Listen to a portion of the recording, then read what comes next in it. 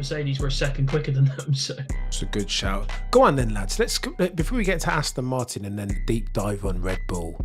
Let's talk to.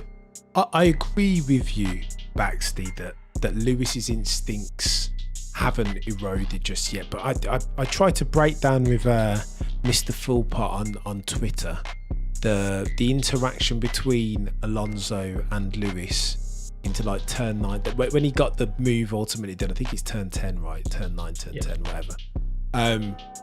Like you could see that Lewis, I'm not sure, right? And again, I keep having this compare and contrast. I'm not sure that 07 Lewis handles that the way that 2023 Lewis did, because here's what I think Lewis tried to do.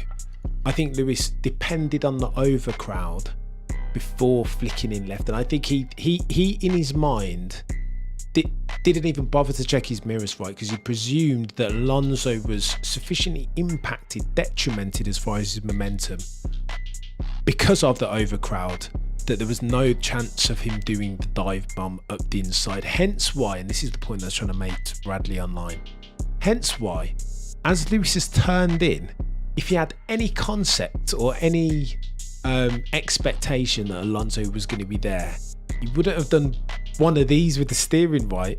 As he's gone to turn in, you can see he's shocked that Alonso is either there at all or so far alongside him.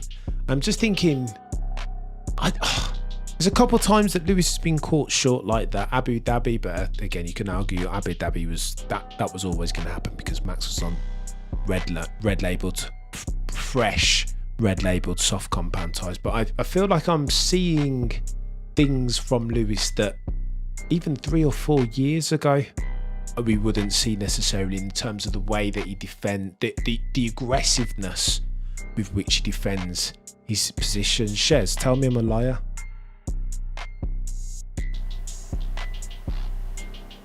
Alright, it is time for another video.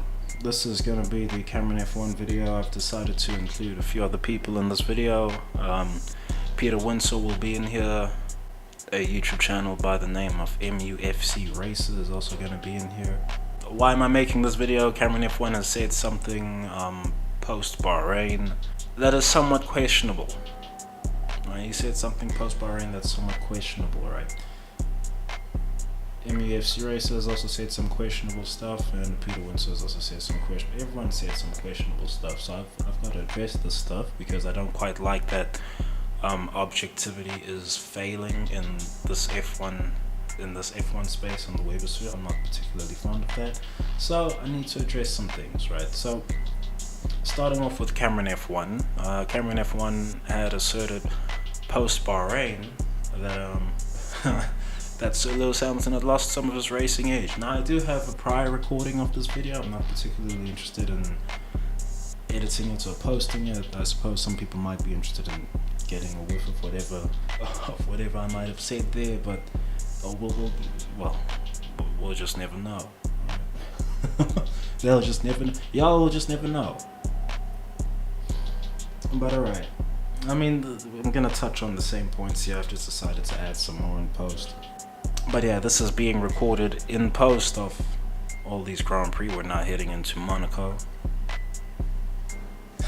Monaco, everyone's least favorite Grand Prix, although it's going to produce the only real outlier result of the season. But anyway, Cameron F1, he made this assertion coming out of Bahrain that Sir Lewis Hamilton had perhaps lost some of his racing edge.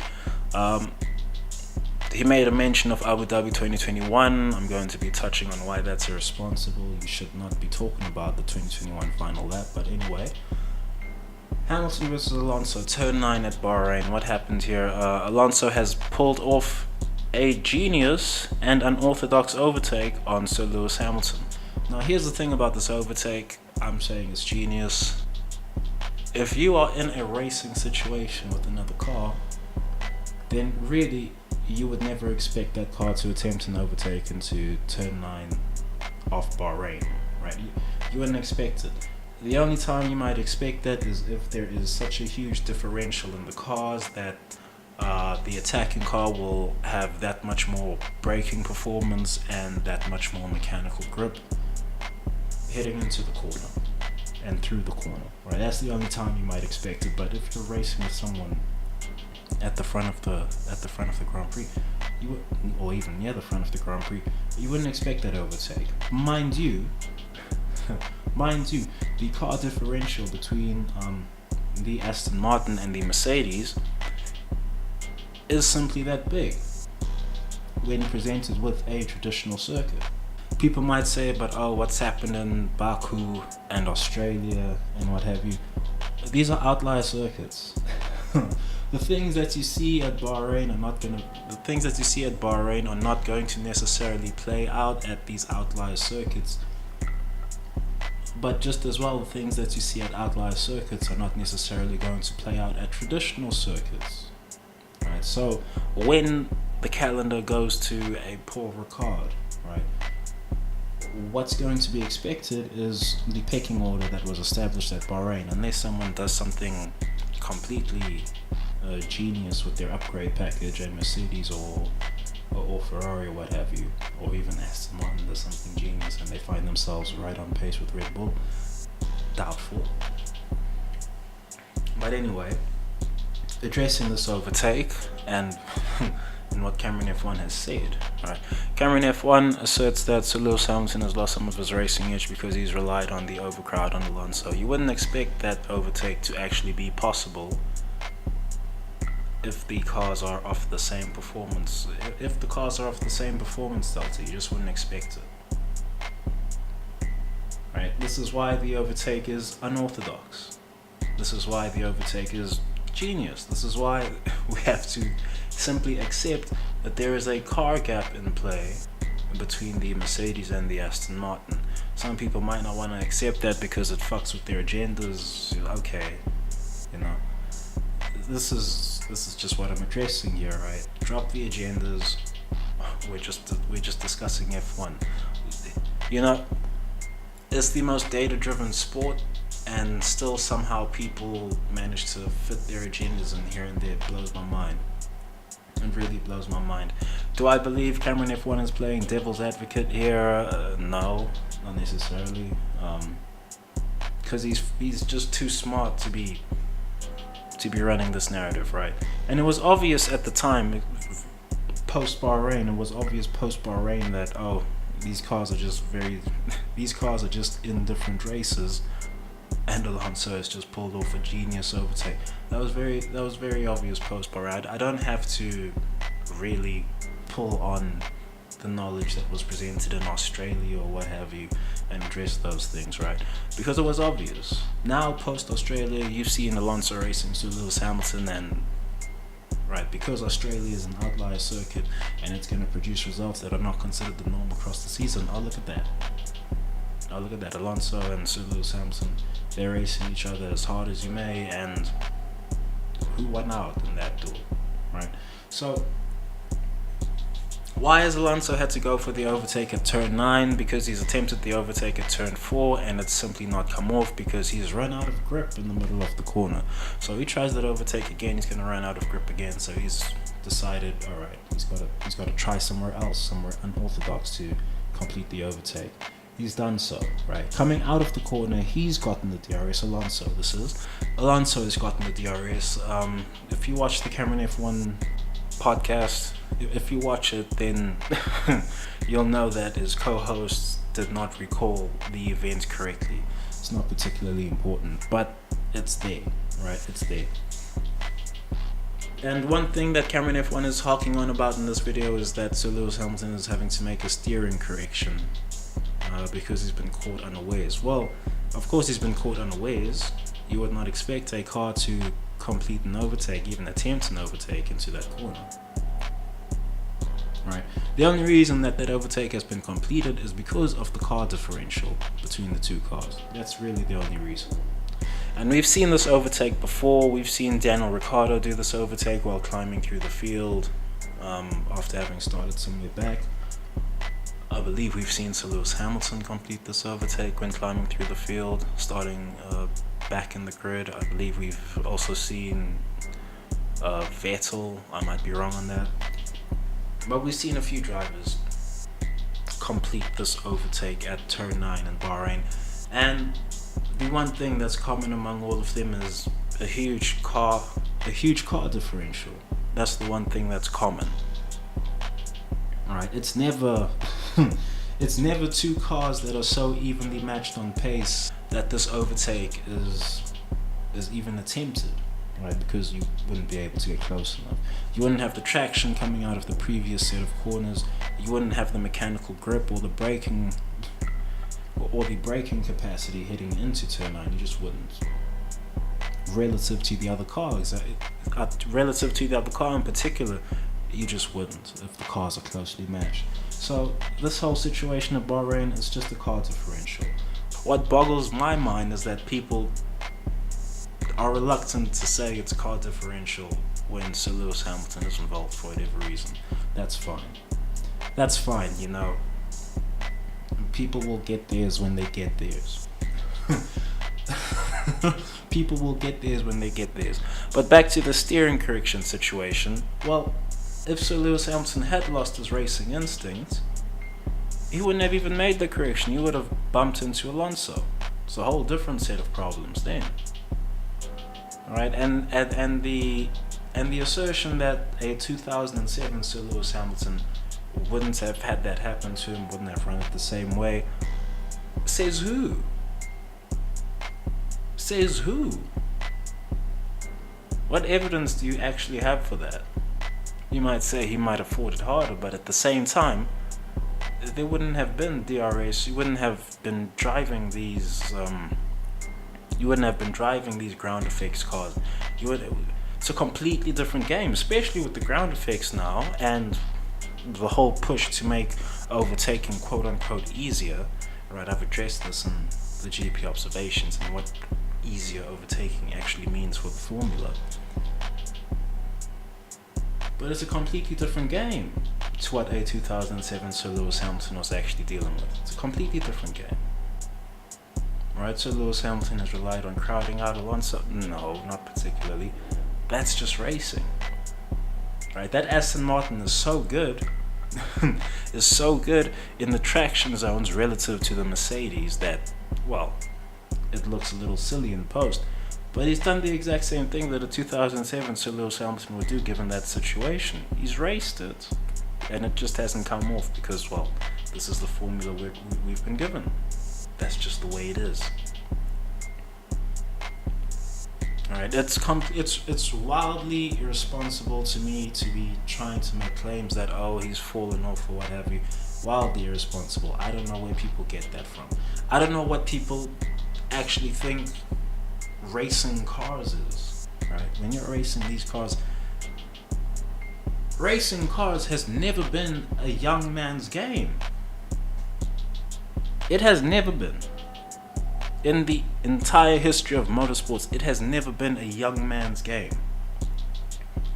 Why is that? Because the young driver is going to do something that, well, back in the day, there was an unwritten rule that they wouldn't put any driver under the age of 25 into the cars because you're still too fucking reckless at that age. You're gonna end up as a statistic. And, well, that happened. They got the film for it. Right, so racing has never been a young man's game. Nowadays, people might want to say it's a young man's game now. No, it's still not. You can put a young driver in the car, but that young driver still has plenty of development to actually do. We saw this happen with Verstappen. We've seen it happen with Stroll. Stroll's still developing, mind you. And never mind what's happening with the rookies, right? Never mind what's happening with the rookies this season. So this idea that, oh, Sir Lewis Hamilton is past it, he's too old for it, and what have you, it just doesn't wash with me. It just doesn't wash. It reeks of agenda. If people want to run their agendas, that's cool. But then I would need to know what people actually say when their agendas get proven wrong. I would need to know, right? But I do have to give Cameron F1 some credit here because he's got some correct commentary on car design in regards to the Mercedes. You can go watch the full video that he's got over there. I'm not here to fucking uplift people's content, just, you know, steal people's content and shit. I'm running commentary over here. So you can go watch this full podcast if you actually want to do that. I'm not really sure of the timestamp, but it's sometime after well, what I'm commenting on now, which happens at 21:50, I believe. But anyway, he's got some correct commentary in regards to car design, and that is that Mercedes have built a peaky car where the peak performance of the car only materializes when it hits a very specific setup window. And that's not actually the way to go about building a race car. And that is a quite correct take, and Newey knows this well enough. He has built a car that is malleable, that can be run at different circuits, at different setups. And that fucking Red Bull car is amazing this season. It's crazy. I'd love to know what exactly they've done in fine detail. I'd love to know what exactly they've done with that car, but that car is it's on rails, and whatever they've done with the DRS, well, about that. But yeah, Mercedes have indeed built a car that, well, doesn't have setup stability. If you change the setup out of this very specific setup window that the car wants to be in, and well, you're gonna have to do that from circuit to circuit. And sometimes it might even be an outlier circuit where, well, the car comes alive because it just so happened to be in the setup window. But the car has a very narrow setup window at Mercedes. Aside from it just not being all that, it's got a very narrow setup window. And the Red Bull, by contrast, has one of the widest setup windows we've probably ever seen on an F1 car. We'll see just how many Grand Prix they win this season.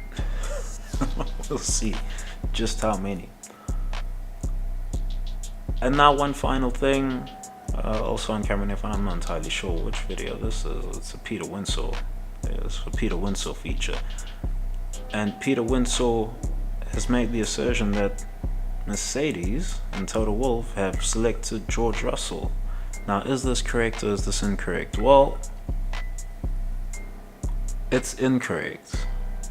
It is just patently incorrect. The problem for Mercedes that they have is that, well, currently George Russell is just a faster qualifier. And, you know, it would be one thing if he was faster in qualifying by 3/10 or what have you, 2/10, 3/10, that would be one thing. But the drivers are always in the same tenth. It might be just the Saudi Arabia where that might be different. But the drivers are always within the same tenth of each other. And, well, you just can't, there's no correcting for that as Mercedes. Because when you send the car out to qualifying, well, you're running it at maximum. You can't tell the driver, I'll just hold back a bit on qualifying. You just can't do that. So Mercedes end up with their hands tied come Grand Prix. Sir Lewis Hamilton is the better racer. He's got better racecraft. He's been in the game longer. George Russell just has raw motivation right now. And as people are now cottoning on in the F1 webosphere, it's all new to Russell. He's never driven the car that's regularly at the front. So there's a motivation there that is frankly not going to be present in Sir Lewis Hamilton. Sir Lewis Hamilton is going to be more concerned with giving the engineers and the designers feedback on the car that's going to make it better, as opposed to, well, let me try get this fourth place or what have you. Let me try and push for this third place on the podium. Not to say that he's not doing that, but, well, George Russell, it's all new to him, as I've said. So when he's told to give up a spot in Saudi Arabia, for instance, what's he gonna say? Is he gonna say no? Well, he's not gonna say no outright. He's gonna say, all right, I'll drive it faster. I'll drive it like a madman, and we'll see what happens. Because everything is a result. Everything to him right now is a result that he does not get in his prior years in F1. Right? He's fighting for something that's just brand new to him. So Lewis Hamilton is trying to get the car to win a championship. Not to say George Russell isn't, right? This is the thing with the drivers. I say one is doing this and the other's doing that. They're both doing the same things, but to varying degrees, right? Sometimes the world is too complicated to bother explaining to people, but fuck it. People will have a swing at it. But they're both doing the same things. They're just, as one would no doubt assume, they're just in very different points of their careers. So it's not to say George Russell isn't trying to make the car faster. He's just got more motivation to grab the raw results right now. And the raw results don't matter to Sir Lewis Hamilton as much right now. Not to say that, he doesn't like a podium or what have you. Not to say that. But the podium is more a marker of progress for him as opposed to another stat, another cap, another valuable cap, right? Because these caps aren't valuable no more. Now he's looking for the ring. He needs the 8th ring. He should have the 8th ring. They stole it from him. But he should have the 8th ring. So, who exactly are Mercedes banking on? When it comes to securing the ring, it's Sir Lewis Hamilton. I mean, Toto, he let slip in some interviews that Sir Lewis Hamilton is the number 1 driver. We'll see who else gets interviewed from Mercedes over the season. But Toto already let that slip. Who's the number 1 driver? It's Sir Lewis Hamilton. De facto. George Russell, he's just a hell of a talent. A little hot-headed because he doesn't have the experience, the knowledge just yet. But he's a hell of a talent. And there's 2 seats in an F1 car. Not even going to talk about baby Schumacher. Toto said that they would put baby Schumacher in the car if one of the drivers got COVID. I'll believe that when I see it. I'll believe that the drivers can even still get COVID when one of them gets it. I don't even believe that's going to happen. Surely all of them should have even gotten it as an asymptomatic case by now and have the antibodies. Right, some got it outright. Of course, they would have been asymptomatic because they're just that fit. But by now, a lot of the drivers should have gotten it. I'll be very surprised if anyone that does get it. Very surprised. So, Toto saying that, he's going to put baby Schumacher in the car if one of the drivers gets COVID. Alright. I'll believe it when I see it. It's more likely they would call Sebastian Vettel up for it. It's more likely they call Sebastian Vettel up for a weekend than that. I mean, Nico Hulkenberg showed that it was possible to, make a cameo. Well, at circuits other than Monaco where, it's not a physical thing at Monaco. But the assertion that Mercedes and Wolff have picked George Russell, no, that one's just incorrect. But like I said, there's 2 seats. They picked both. Right, Ash Ketchum, he's lucky. He gets to carry 6 Pokemon with him into the league. Here in the Formula 1, you only get 2. The football teams, you get 11. Basketball teams, you get 5. Right, you get to choose your poisons.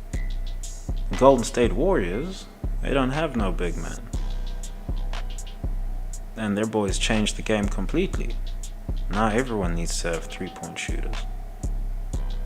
Alright, so Mercedes, they picked both.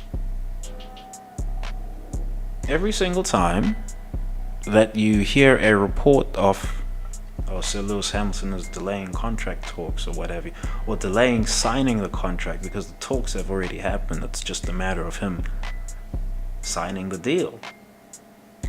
Right, there's no, whatever you're paying him, as far as raw salary goes, there's a cap on that, so you pay him the cap. Is that easy? It's not a matter of money that's being discussed, it's a matter of team direction that's being discussed. And Mercedes are always going to offer him the max. They're never going to not pick Sir Lewis Hamilton. The man has won 6 championships in your overalls.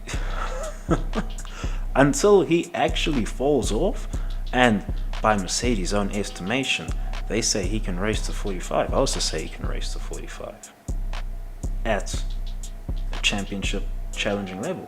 Never mind what Alonso is gonna put on this season, right? Never mind that. And Alonso himself, he might even go till 45. Right, that would be something. That would be something.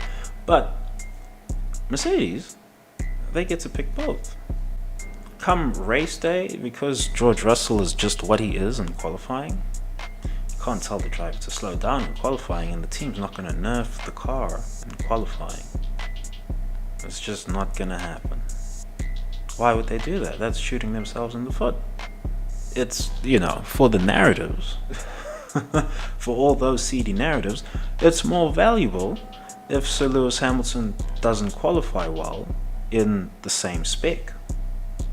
Right, for all those seedy narratives of, Sir Lewis Hamilton is falling off, Mercedes have picked George Russell and what have you. It's more valuable for that to happen. So when they send the cars out for qualifying, they're both running at maximum. George Russell, he's just that good in qualifying, and it's marginal. It's so marginal.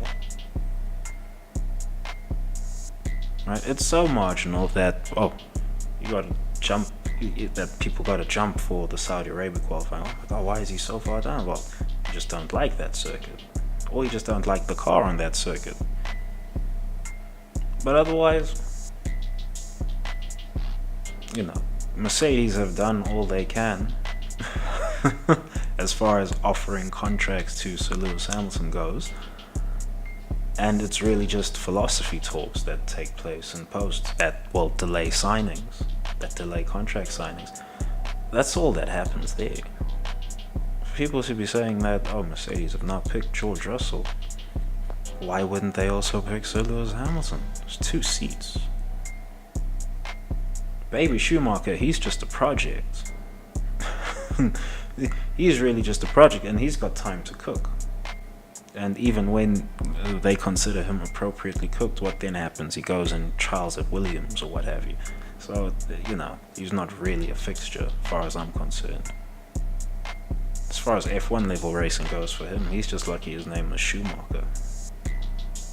But I'll be very interested to see if Toto's hand gets forced and one of the drivers gets COVID, or George Russell or Sir Lewis Hamilton gets COVID, and he has to put Baby Schumacher in there. I'll be very interested to see that happen. Very interested. But anyway.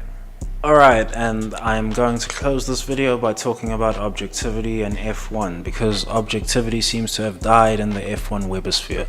And what's brought this to my attention is a channel that the algorithm recommended me. Right? I'm not going to recommend going to or not going to the channel. People can make their own decisions, right? There's this channel, MUFC Racer.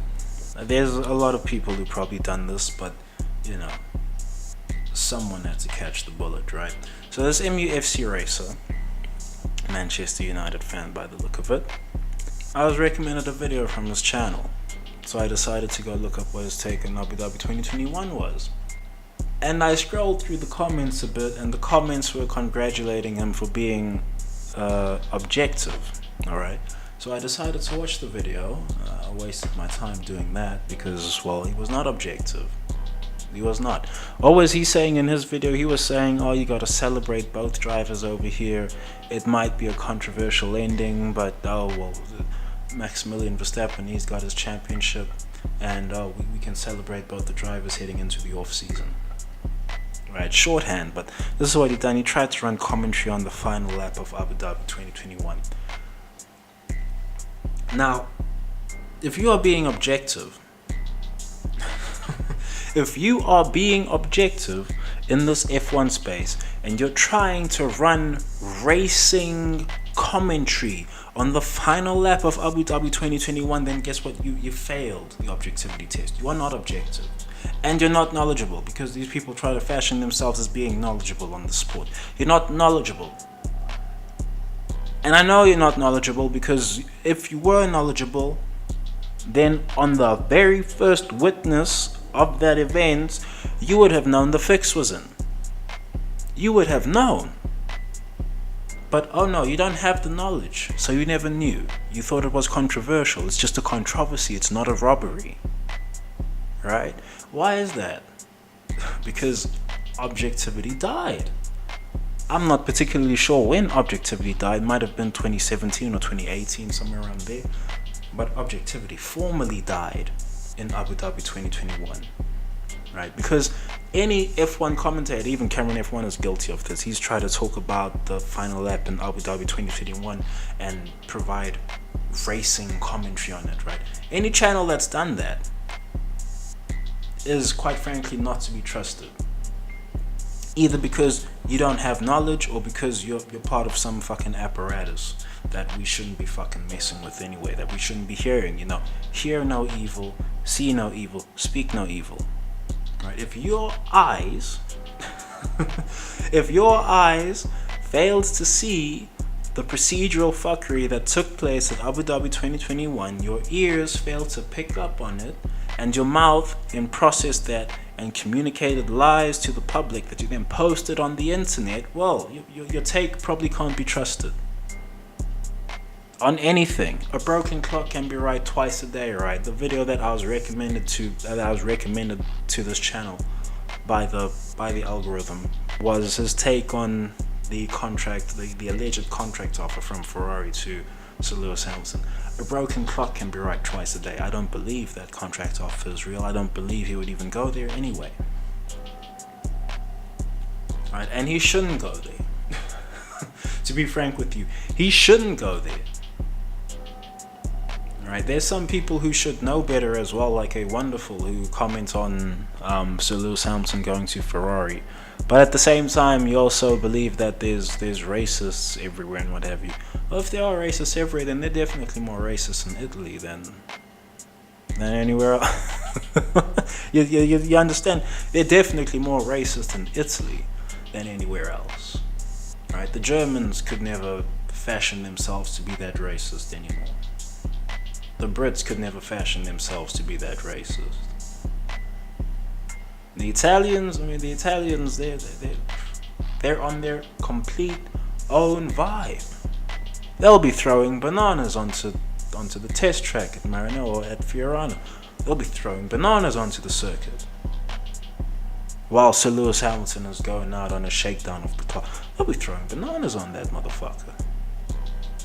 Well, at least if you're married to the racism thing, right? But anyway. Back to Abu Dhabi. Any content creators who run commentary on Abu Dhabi 2021 and they don't grasp that there was a mass procedural fuckery that happened leading up to the final lap, I can't trust them. Maybe you can trust them. That's for you to decide. Right? Everyone is their own person. That's for you to decide. But I can't trust them. How could I ever?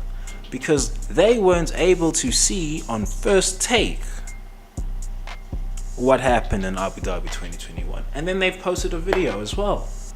Like, you've gone and immortalized your your ignorance. You've gone and immortalized your ignorance on the internet.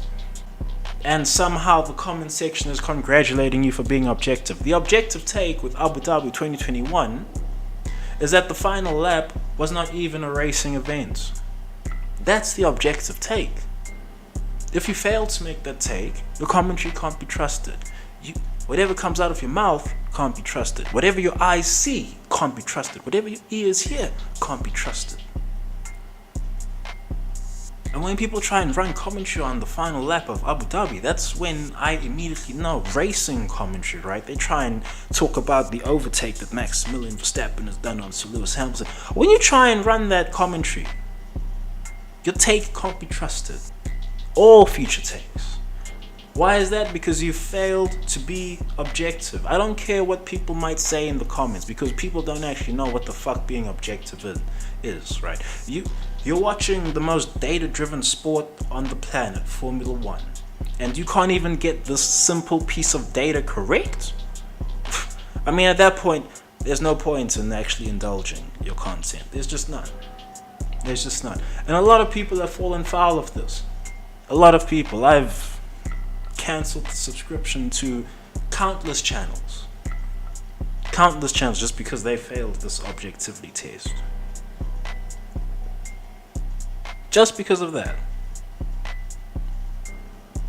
There's other channels who are posting brand new content, you know, this month, last month, what have you, this year, and they comment on Abu Dhabi and they get it right. They're able to make the objective take.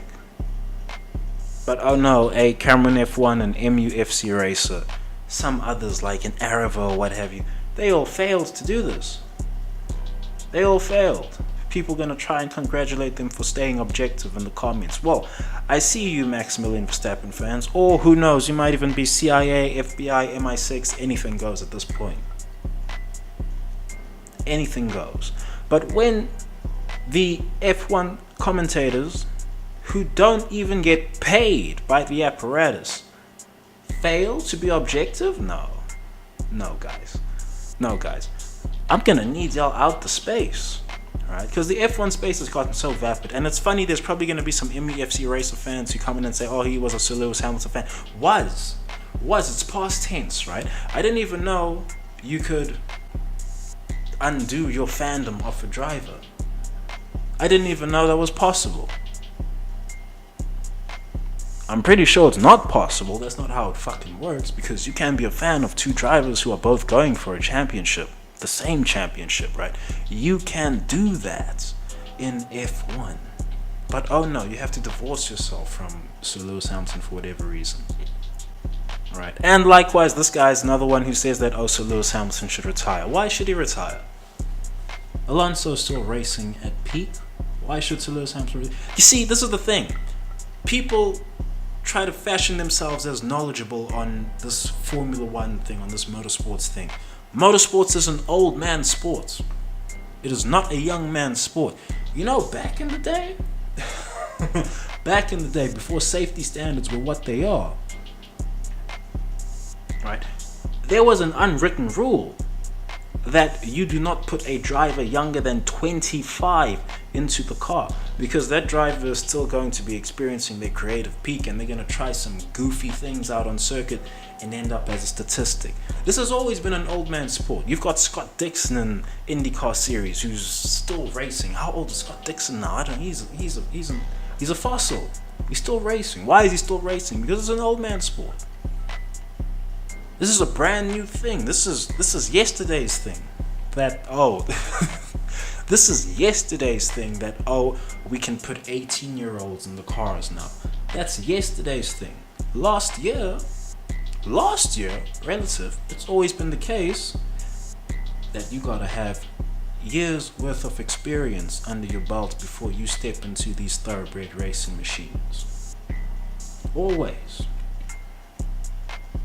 So, you know, when people come out here and they say that, oh, these these older drivers need to make way. Well, one particular older driver who hasn't even hit 40 yet, right? One particular older driver has to make way for these new young drivers. That's never been the case. I myself have been guilty of this with saying a Kimi Raikkonen should retire, although, you know, Raikkonen then moved to Alfa Romeo. He got himself out of the Ferrari seat, and that was fine by me. But all the same, right, Raikkonen had already demonstrated to not be of the required level for actually competing at the front. He could win a Grand Prix here and there, but he's not at the real level. Now people might try and put that on Sir Lewis Hamilton. Well, no one was talking like that after Australia. No one was talking like that after Brazil. And if they were talking like that after Brazil, then they've seemingly missed the whole Grand Prix and just read the results and said, oh, look, George Russell beat Sir Lewis Hamilton. And they've left it at that. So they failed the objectivity test there as well. You see, objectivity is dead in F1. Right? I wonder why I even fucking bother with this space sometimes, because it's become so fucking vapid and just crass. This is not F1. This is not what F1 is supposed to be. This MUFC racer guy, he took down the Sir Lewis Hamilton poster. He's decided to sell it. I didn't even know that was a thing you could do. What is the poster doing? You could move it to the side and put the Maximilian Verstappen poster front and center, or the George Russell poster front and center. You could do that. That would make sense. But oh no, it seemingly made more sense while fashioning yourself as a Sir Lewis Hamilton fan to, oh, I'm just gonna stop being a Sir Lewis Hamilton. I'm no longer a fan of Sir Lewis Hamilton. Where the fuck does that? Where do people get off with that shit? Where? You see, this is another thing. Agendas are now a thing in Formula One. I never knew this. I thought before we were just commenting on racing cars and we just love to see whichever driver can drive the thing the fastest. If you drive the thing fast, then wow, you're a fan favorite. That's how it's always been. All of a sudden there's agendas. No. I need the space to clean itself up. I need it. Otherwise, I'm gonna clean the fucking space up. I need the space to clean itself up. You know, it's funny. Peter Winsor, every time someone quizzes Peter Winsor on Abu Dhabi 2021, his answer's gonna stay the same. He knows what he saw. You will never correct him on what his eyes saw. And ergo, what comes out of his mouth is gonna be the truth. It's gonna be the objective take. If your take fails to mirror that, because in post we've even had Brundle had to correct his take on Abu Dhabi 2021, right? A bunch of people in the Sky Sports apparatus, they've had to correct their take on Abu Dhabi 2021. Some people lost their jobs. Some people lost their jobs for being too objective when it came to Abu Dhabi 2021. One person in particular lost their job for being too subjective with Abu Dhabi 2021. That's Massey. That's Michael Massey. Alright, how can a guy lose his job and we still trying to celebrate this championship? It reminds me of the Premier League, right? It's like football. We're out here, we're having to celebrate Man City winning the league or what have you. Winning the league, about to complete a treble and all of that. Do you know how quick this whole FFP thing could be solved if they were innocent? It would already be solved. It would already be solved because the papers that they submitted for inspection would have passed the audits. But oh no, we've got to pretend, right? We've got to pretend that this is all real what we're seeing. And at some point, I'm gonna lose patience with that shit. Not only the Premier League, I've already lost patience with the Premier League, but I'm gonna lose patience with this F1 webosphere. Everyone's gonna catch their bullets. Every single motherfucking body is gonna catch their bullets, right? Because they've been earned at this point. They've been earned. Ain't no strays, right? No stray bullets, no collateral damage. Just people who can't stick to the facts trying to act like they can stick to the facts. But anyway, that should be the fucking video. Right? That should be the vid. Thanks for watching, thanks for listening. Peace.